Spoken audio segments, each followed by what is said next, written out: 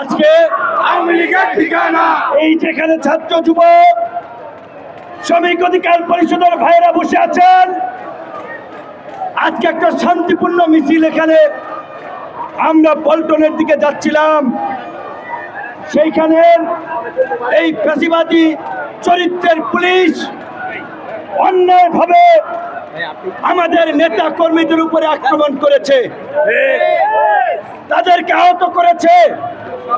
ইতিমধ্যেই কয়েকজন হসপিটালে গিয়েছে। আজকে এই স্বরাষ্ট্র উপদেষ্টা এবং আইজিপি কে বলতে চাই, এই পুলিশ কি আমাদেরকে চেনে না?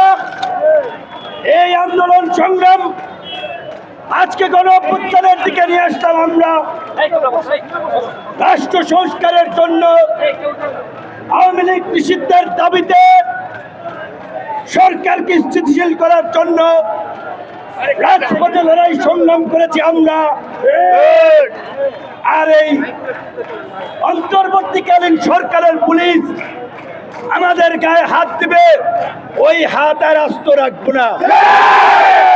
পরিষ্কার কথা, ওই যাত্রাবাড়িতে যেমনি ভাবে জনতা ওই ব্রিজে ঝুলিয়েছিল, এই গণ অধিকার পরিষদ এবং গণ অভ্যুত্থানের কোন নেতা কর্মীর গায়ে হাত তোলা হলে ওইভাবে ঝুলিয়ে দেওয়া হবে।